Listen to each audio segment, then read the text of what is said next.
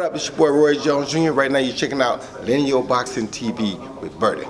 Don't miss it, the man is fantastic.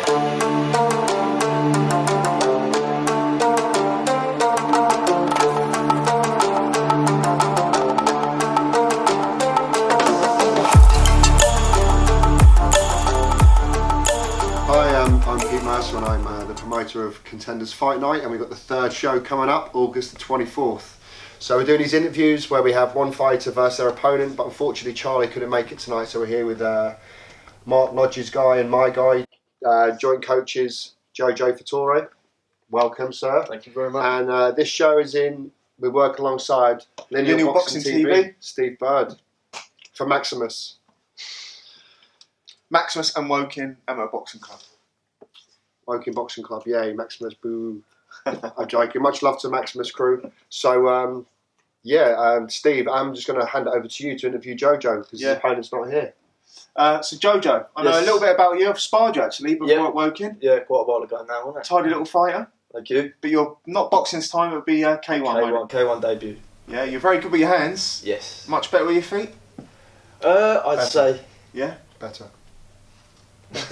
Yeah, if he says that, does. Yeah. Yeah. I originally started off, my first background was traditional above the waist kickboxing. Yeah. And my whole style from there was literally throw one or two hands, stay on the outside with the kicks. And then I took about 2 years out from that to just solely work on the boxing because it was a massive weakness. And then, and then my eventual plan in my head all along was to eventually go into K1. And then the opportunity came up, so I spoke to Pete and here we are. I love boxing, but some of these K1 fights, they're some of the most exciting fights you'll ever get, aren't they? Do you prefer like kicking as opposed to punching, or? Oh god, it's a tough one. I'd say I feel more safe with kicking. Yeah. But I don't know, it sort of being, I can be very in and out with the punches quite quickly. So I'd say I don't feel better with either. I just feel good, really good. More comfortable. Yeah. So how long have you been helping train JoJo? We've been coming on sporadically for the last year or so, but we've really started honing in on getting serious about K1. How long? 6 weeks, 8 weeks? Was it a bit longer? It's about flown 6 to 8 weeks. It's just gone so quick. Yeah.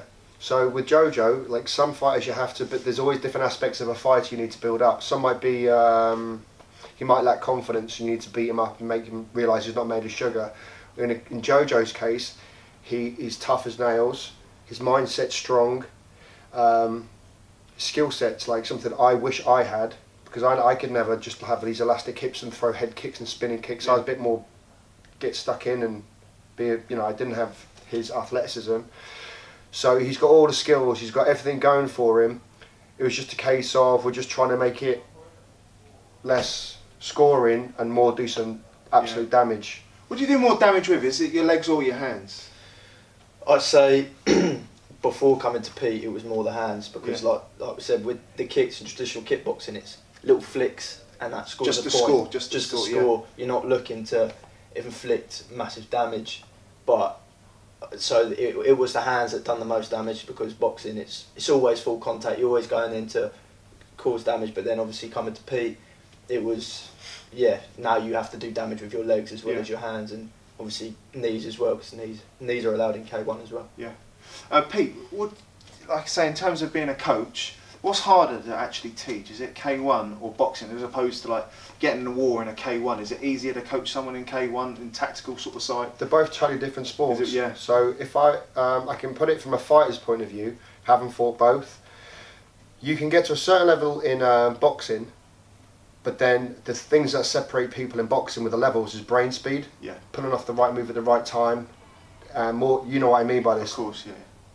If you had another 1,000 rounds in the bank over your opponent, you'd have like 1/10 of a brain speed advantage, which enables you to just be a step ahead. Do you understand? Like that chess move sort of thing. And that's fighters know what I'm talking about. That brain speed, that composure. K1 is similar, but it's just a lot more. There's a lot more to trick people with. So in a boxing match, you can trick people with a shoulder feint and come in with a hook or something like this. K1, you've got all these different limbs. You've got the knees to worry about. So coaching-wise, if you're clued up on, they're just totally different sports. They're not. You can't compare the two. If you anyone's guilty of going into a boxing sparring side on, Go do that in K1 bout, you're going to get your legs taken straight Yeah. off you. You slip a punch too much in K1, you're going to get chopped in the head with a head kick. So they're both totally different to coach. And to answer your question, I love both of them. Yeah. So I can quite easily switch between the two. So what's your experience? How many like K1 fights have you had? This is first K1 That's fight. right. Yeah. Excited for it? I'm so excited. Yeah. He's a I bit mean, I've overexcited. He overtrains. Yeah. Yeah, that's And that's got to be careful as well, don't it? Exactly. That's, Really. yeah, like yeah, that Don't is- leave all your best work in the gym. That's it. exactly Yeah. it. Oh, yeah. Yeah. Yeah. Kickboxing, I had, I believe it was 4 bouts. And then boxing, I had 2. Yeah. Yeah. It was good. Do you know much about your opponent? Obviously, your opponent's not here today. He's supposed to be here Yeah. today, but do you know much about him at all? We met once. Yeah. I went down to Pride Combat Athletics where he trains. Where's that? Bracknell, I believe. Okay. Bracknell. Yeah. Yeah. So Rob Hayward is the Yeah. so I know Rob from bloody hell, if I was to think about it, a long bloody time. Yeah. So he's come up with a real good stable of fighters over in Bracknell. Yeah. Yeah, one of them sitting over there now. He's a bit of a stud, Dan Tracy. I'm really happy to have you on the card, mate. We've been trying really hard to get him matched. So I'm really happy to be doing stuff with Rob.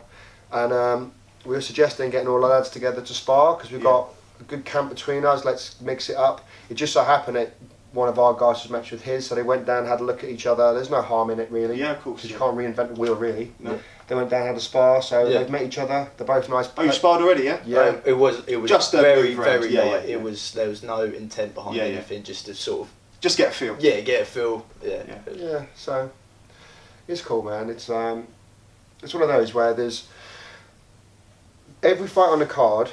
I don't like. Let's say you're my mate and you're fighting my fighter Brad. Yeah. Like there's no animosity between any fighters on the card. So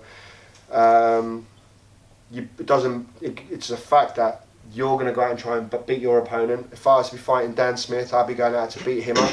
But it doesn't mean I hold any animosity Yeah, between them. nothing's personal, is it? It's Yeah, like- so the whole card's like that. But everyone's nice guys. The point I'm trying to make is, I know all the coaches.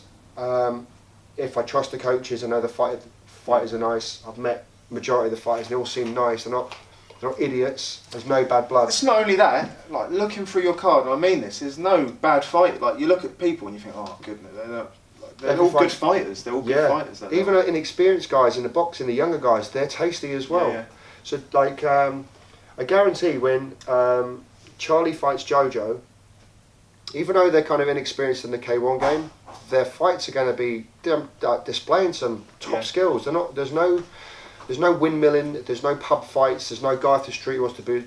yeah. It's all good level people. Of course. The whole card is amazing. Yeah. What can people expect from you then, JoJo? Technical.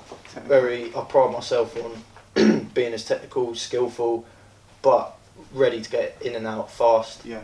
But yeah, sharp kicks, sharp punches, in and out all the time. That's what they can expect. But ready to put pressure on, able to fight on the back foot, but I will be coming forward. Yeah. Yeah, and I'll meet him in the middle as soon as the bell goes. In terms of protection, like, what protection do you wear for K1 for your fight? So these guys are going to just have 12-ounce gloves, 12-ounce gloves and shin guards. shin guards. Yeah, But the okay. shin guards is more of a psychological thing. The way I see it is, we're not going to allow knees to the head in JoJo's fight. Okay. It's the first K1 fight. The shin guards are there, just like if you're clashing shins.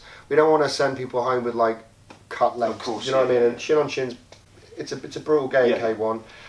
So it's like an introduction to they're going to be able to knee each other's body. Rest assured, knees to the body do damage. Oh my God. Leg kicks do damage with or without shin guards. It's just a case of it's like there's a horrible K1 fight, but have some shin guards to start because it's just like an introduction to it. Yeah.